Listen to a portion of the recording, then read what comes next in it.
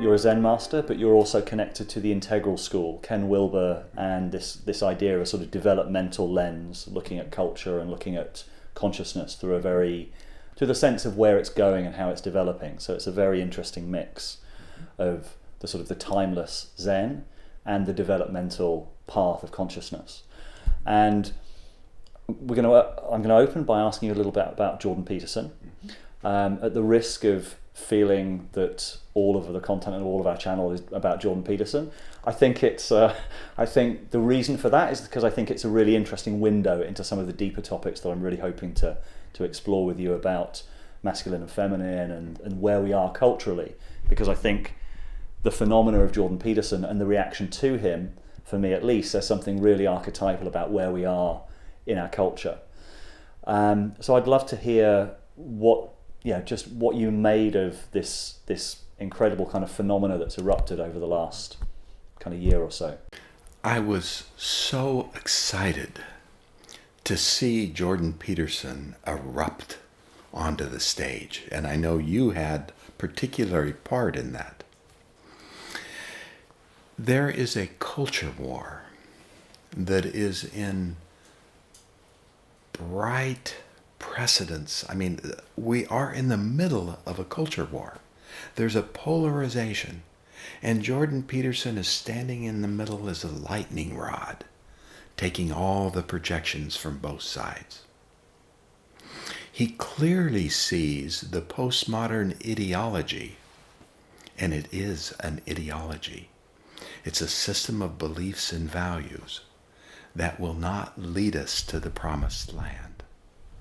It is problematic. It leads us into a swamp with no exit. It is not sustainable. He sees it very clearly. And in my opinion, he sees it from a modern perspective. Very brilliant modern perspective.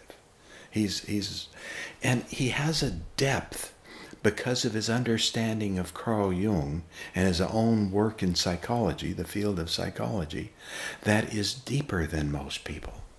So people are drawn to that depth.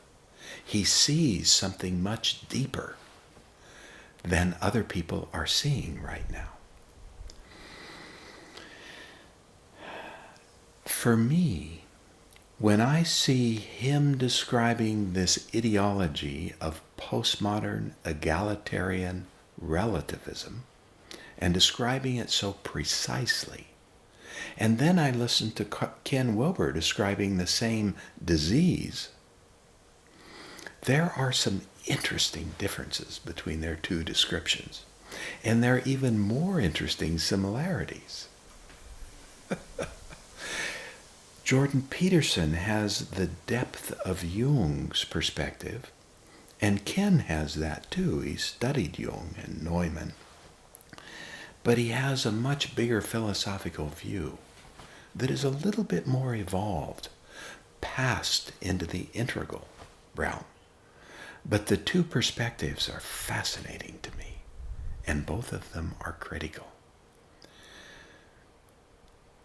The antidote, the medicine for the postmodernity, I believe Ken sees, and I'm not sure Jordan Peterson does.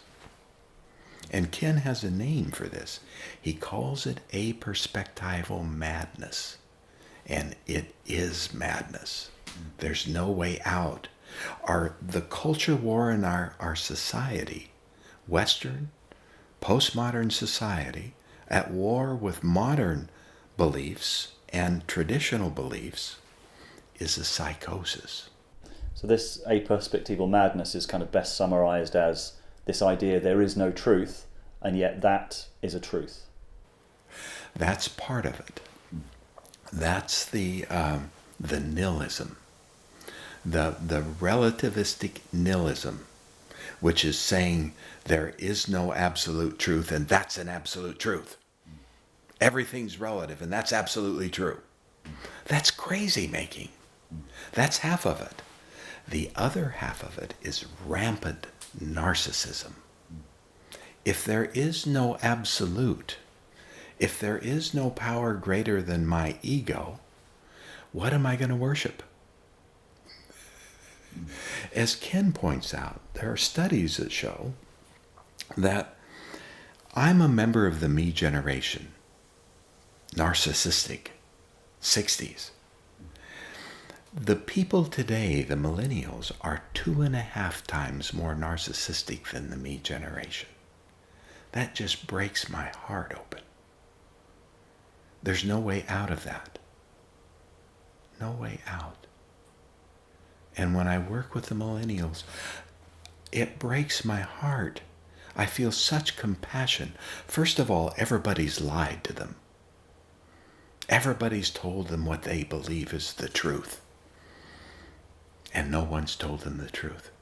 It's really interesting that you're talking about compassion there, because I'd say there's two things. Firstly, the difference I think with Ken Wilber's attitude towards what he calls the broken green, and that this maps on to what Jordan Peterson would describe as sort of the postmodern neo-Marxist worldview, is that Ken seems to see it as a necessary stage of development. And I get the sense with Jordan Peterson that he rejects it so much that he doesn't see it as a necessary stage at all. He just sees it as a complete wrong turn in society. But the other point is that you mentioned compassion for the people who are stuck in this. This is where I have a difficulty with Jordan Peterson, is that I don't feel that compassion from him a lot of the time. He attacks it so strongly that I don't feel. Whereas I would like to see a bit more from him is this sense of these people have been misdirected, they've been misguided, and a sense of sort of almost like fatherly kind of concern for them, as much as we need to eradicate this kind of worldview. It's wrong. It leads to the gulag. Which is interesting. Maybe that's the Zen compassion that you're bringing in. It is partially Zen, but it's partially the second tier perspective. It's partially what lies beyond green. I'm not convinced that green is a bridge to the next level of consciousness. It may be. And just to interject here for our audience who may not know what green is, what is the level of consciousness that evolved or emerged more fully during the 60s and is characterized by relativism, by postmodernism, all these things. It's actually bringing to the table some really critical ingredients. Whether green is the end of an epoch or a bridge to the next epoch is not clear yet. There are some developmental theorists that say green is not really a stage of development at all. It's a half stage. It's not clear. It's not like modernity. Postmodernity is kind of confused and not really possible to emerge as a full-blown stage of development. Because it's self-contradictory? Because it's got inherent contradictions in it. There's no way out of it. It may be a dead end. It may be the end of this epoch rather than the beginning of the next one, or the transition to the next one.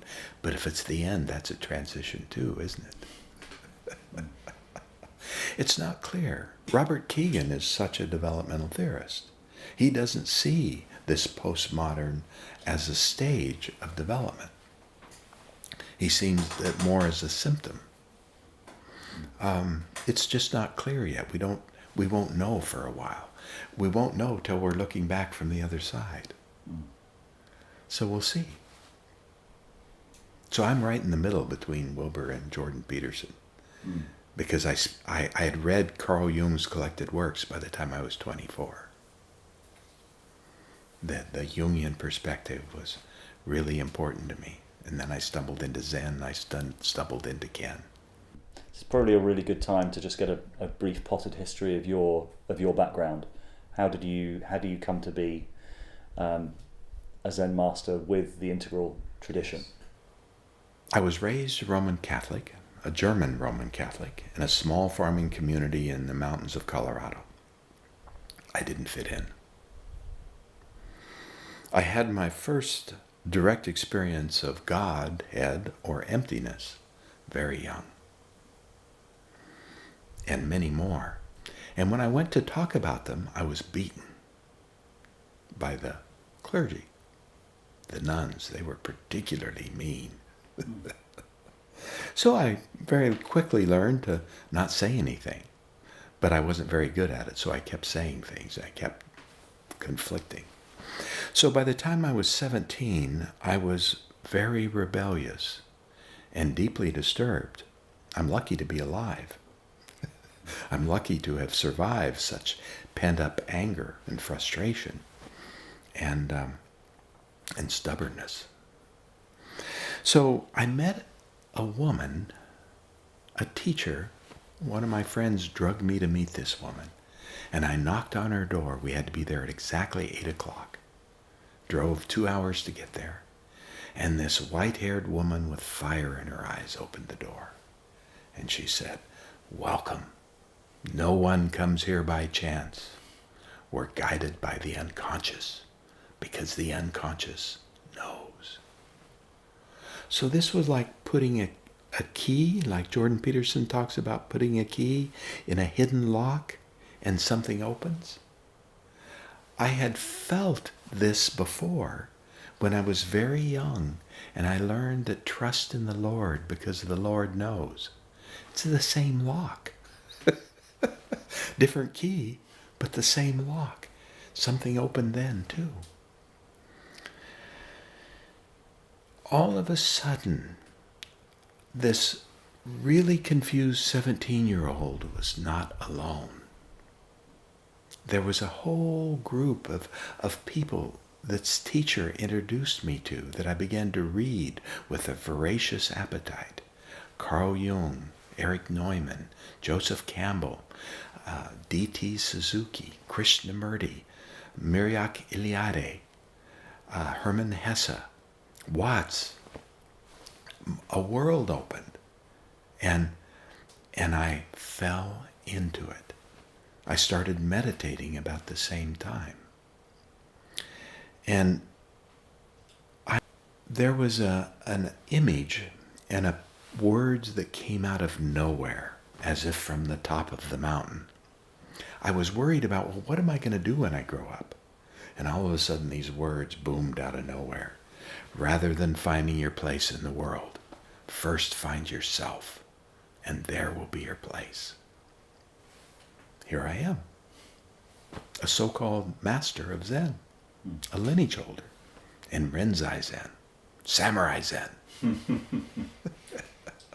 How perfect is this? And I had read Jung's work by the time I was 24. I think like Jung thinks.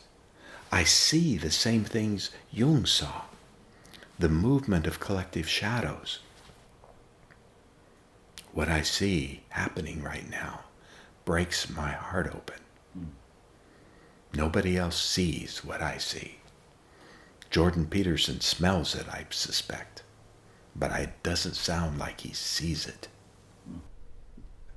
What do you see? I'd rather not say.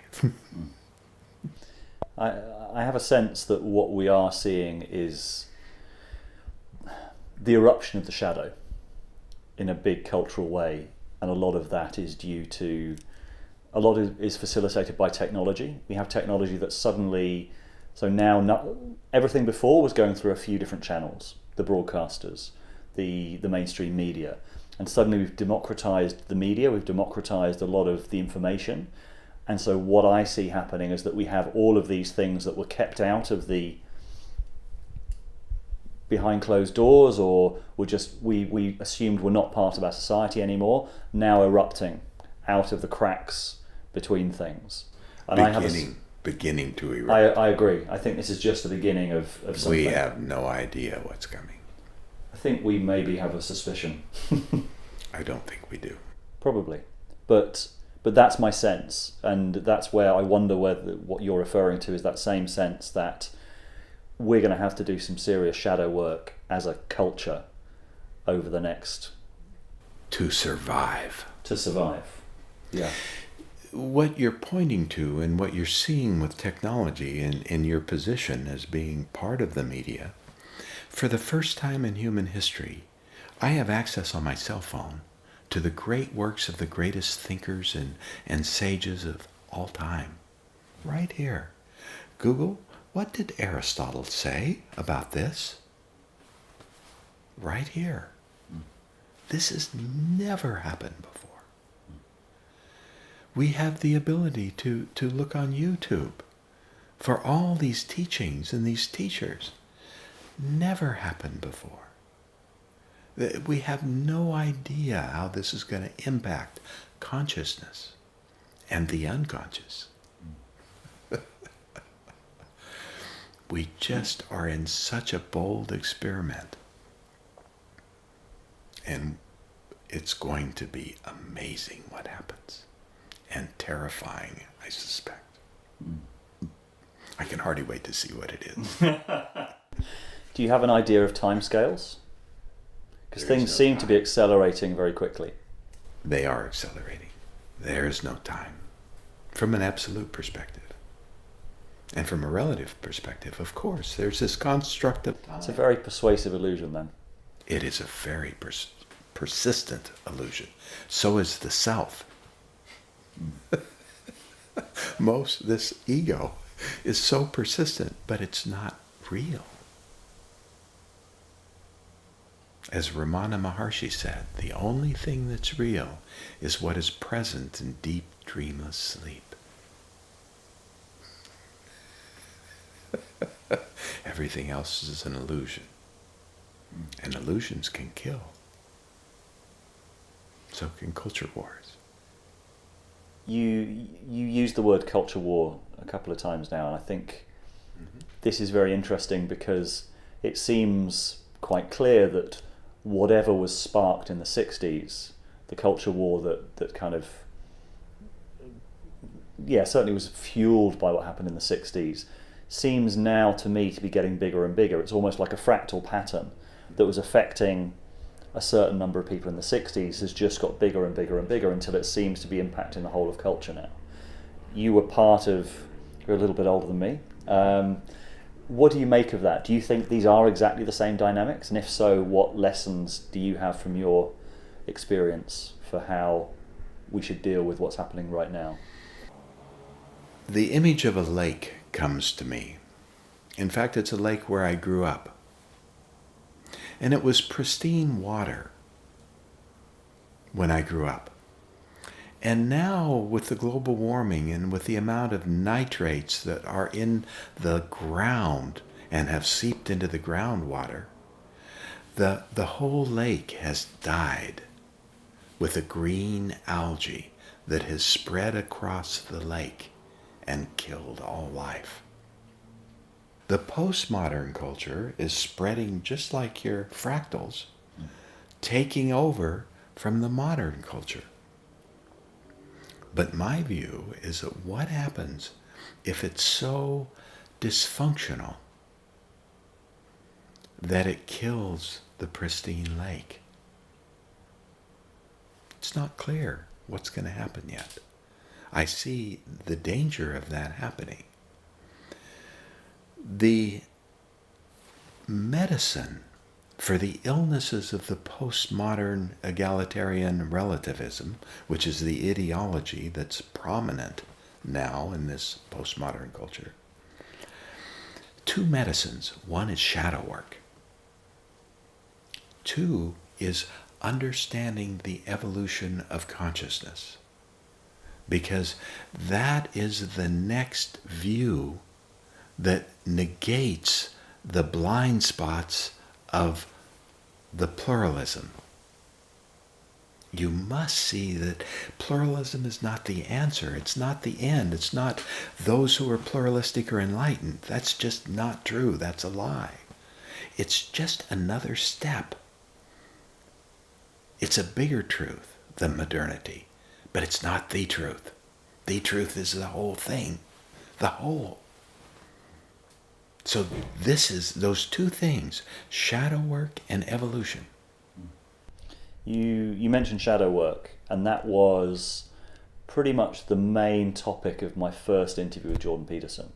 He was the first person I'd ever heard speak about it in a way that really resonated with me, in the way, because I've done sort of personal growth work probably over 12 years or so, and a lot of was built around the shadow, like integrating different parts of ourselves. And he was the first person I'd heard speak to that in such a compelling way.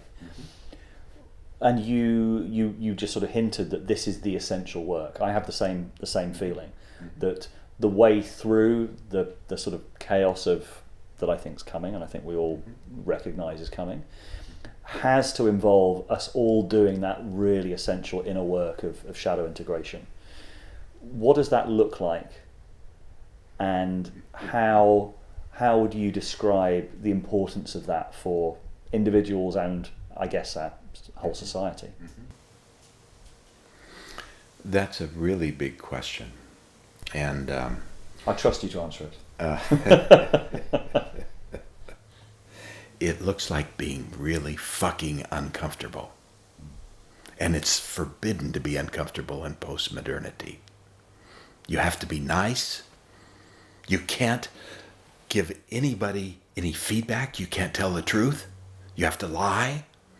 You have to avoid negative feelings at all costs.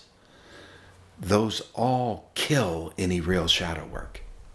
You have to be willing not only to dive into the darkest darkness, but be really uncomfortable and see all the hideous aspects of yourself. That's the simple answer. That also sounds very difficult to achieve in an English society. You ought to try it in a German society. I was just in Germany. Yeah. Or an American mush. Yeah. But that what I love about that, and also the way you delivered it, was that for me is real spirituality. Yes. Anything else, this whole love and light, transcendence, can I call it bullshit? Let's call it bullshit. No, let's call it bullshit. Yeah, let's call it bullshit. It just really irritates me. Just this whole sort of sense of that spirituality is just here up rather than here down. Because all of the valuable work that I've done has been digging in the dirt, really going into it. And that people don't want to do it. Digging in the shit. Yeah. Not the dirt. You got to go deeper. Of course people don't want to do it. The addiction in postmodernity seems to be wanting to feel good. You know, you can't do the deeper work if you're limited to feeling good. There was a Buddhist teacher... Can we blame the baby boomers for that? No, we can't blame anybody. We have to take responsibility. Blaming won't help. Fair enough. It's part of the problem. We must take responsibility. So in postmodernity, I just did some beautiful work in a shadow webinar that I just finished, Collective Shadows. Most interesting subject. Part 2 of a 3-part series on shadows. The rescuer, the victim, and the perpetrator. This is an endless cycle. In postmodernity, they are identified with the rescuer, which is really, deep down, it's the savior, the archetype of the savior. Now, how deep are those roots in Christian soil? The victim is the sacrificial lamb who must be sacrificed and stay sacrificed. No redemption. And the perpetrator becomes the scapegoat that in the Talmud, the Old Testament, was loaded up with the sins of the people and chased into the desert to die. The scapegoat, the one that carried the burdens, which meant we had to account for our sins on the Day of Atonement, Yom Kippur, my favorite holiday. So we must add something to this trilogy to make it whole and complete. And what we add in Integral Zen is the witness. who sees everything, the whole dynamics. The rescuer keeps the victim stuck in perpetual victimhood, unable to take responsibility, and projects their own responsibility, blames the scapegoat. What happened in Germany was Hitler needed a scapegoat. Oh my, what a perfect match. What a playing out of these archetypal forces in the most hideous way. This is just one example. I don't blame the Germans because genocides have never ended. There are genocides happening right now that are equally hideous.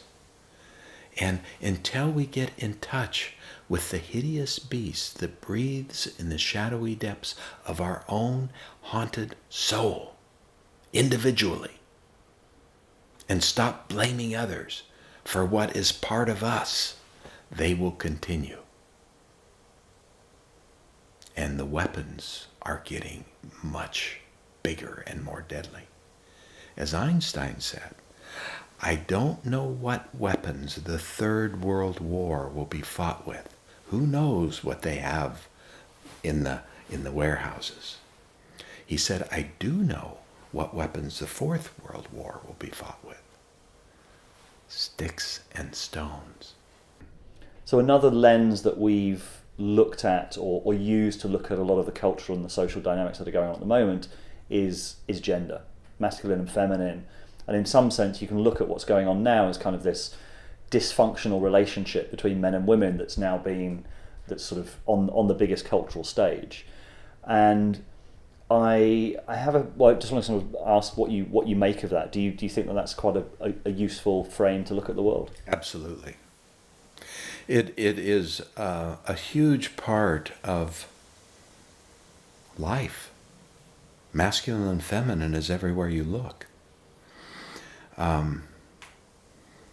If I look through a Jungian lens, then the animus and the anima, the relationship with the opposite sex parent, is where your relationship with your soul begins.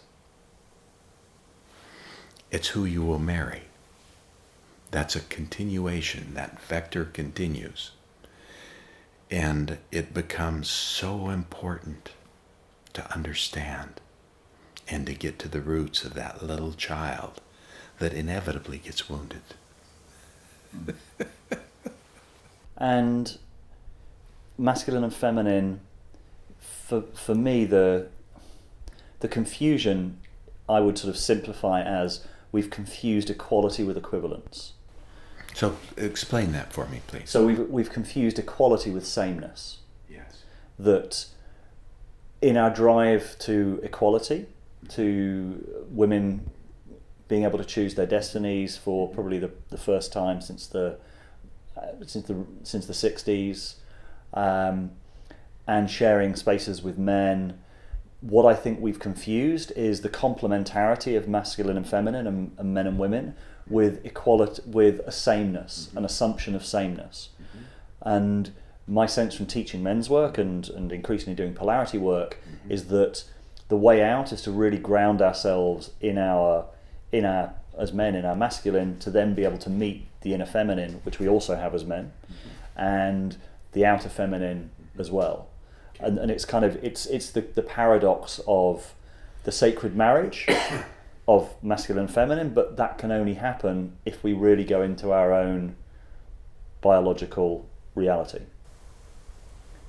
So I completely agree with what you see, what you said, and I want to add another confusing complication to that confusion that you articulated.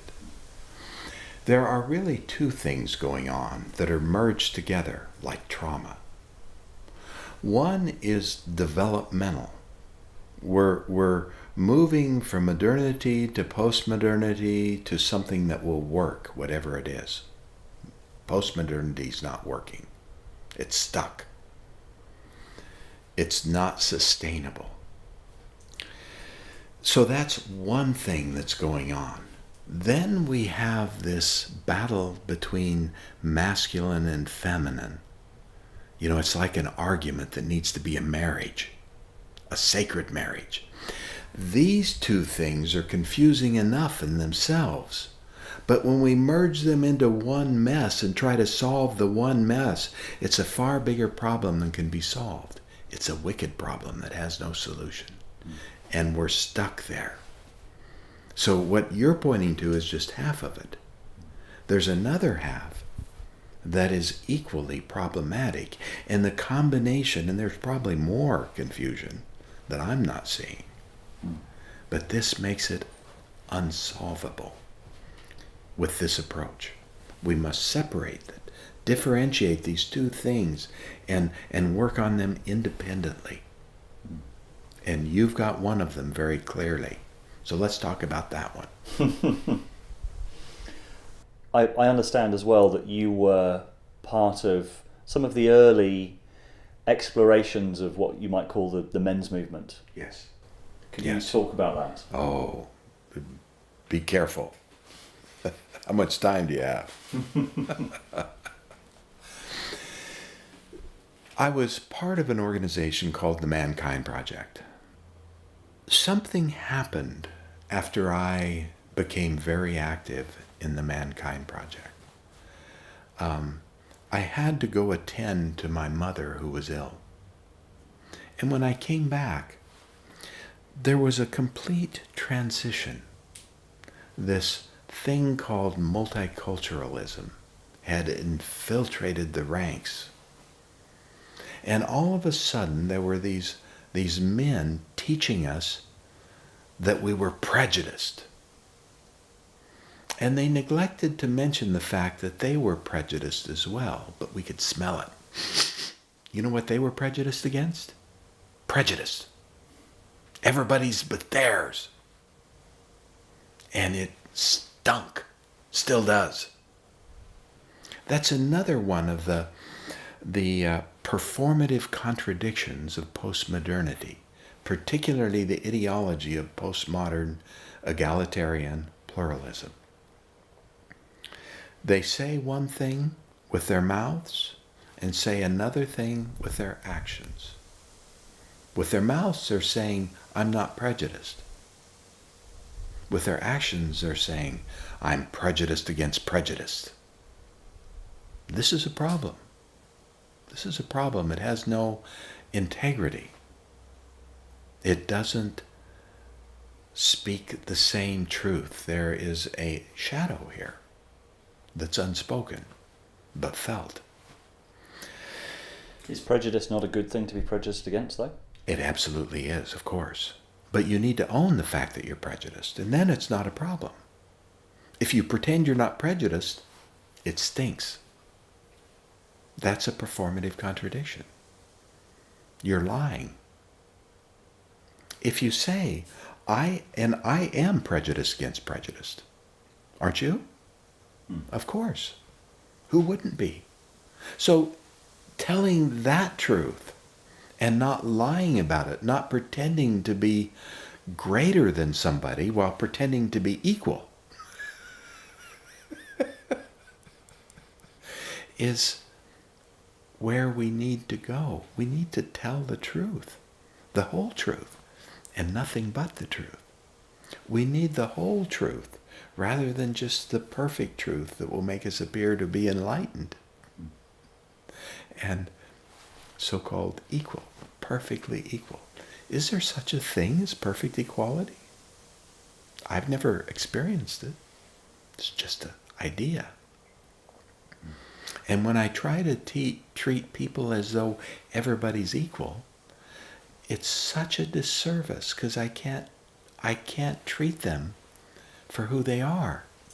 I can't treat them with respect for who they are and all their individuality. So this is it's a moral dilemma, actually. And moral dilemmas lie at the core of culture wars. This is something that Jordan Peterson says about you don't treat everyone with respect, otherwise it devalues the currency. There's something different. treating people with common decency is one thing. Treating everyone you meet with respect is something different, because respect is earned. I have a little semantic difference in the way I would describe that. I get the spirit of what he's saying, and I agree with the spirit. But I do go out of my way to respect everyone. This is a mark of what I would call awakened mind. Respect for everyone. The difference, what must be earned, is not respect, it's trust. This must be earned. And we're saying the same thing, different words. And would you say that you're respecting the person as they appear, or are you respecting the person who they could become? I look at you and I see Buddha. See your eyes just sparkle? You just became Buddha. This is awakened mind. That light that just sparkled in your eyes is what I see when I look in your eyes. I see all the shit too. But that's what I respect, is the Buddha. Or Christos, same thing. What is the medicine for an addiction, like an addiction to ourselves, like cultural narcissism? When AA, the founders of AA, who were deeply influenced by Carl Jung, Jung gave them a secret ingredient to combat addiction. Prior to AA, alcoholism was incurable. The greatest medical minds said there is no cure for alcoholism. If you were an alcoholic, you were written off. No treatment possible. What they got from Jung that became part of AA, Alcoholics Anonymous, was a realignment with something, some power that's greater than ourselves. This is the medicine for narcissism. This is a necessary ingredient. If we can't awaken something more sacred than ourselves and the devotion to it, we're not going to survive. What I'm also sort of feeling from you as well is something that I recognize in true spirituality, which is this level of intensity. It's, I mean, and in a way, that's what I understand. Even meditation, it's like, can you be here? No, can you be really, really here? And can you be really here with all of you right now? That, for me, is the essence of all the spiritual work that I've done, is can you access that level of intensity? And that means accessing all of the parts of yourself. The anger, everything at the same time. The whole enchilada. Yeah. So there you go, sparkling again. So I've got bad news for you. If you spot it, you've got it.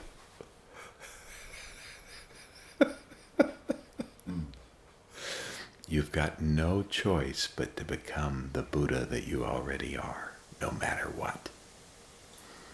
And you have that intensity. Never turn away. There's worse things to happen. Oh, there's much worse things to happen. Yeah. There's fate much worse than death. Doshin, you are a Zen master, and there are no masters of Zen. There are no masters, but I've always wanted to do this. Yes. Yeah, isn't that great? That's the wrong answer. You flunked. No. The sparkle in your eye has already answered the correct answer for the koan. Yeah. Don't confuse the audience.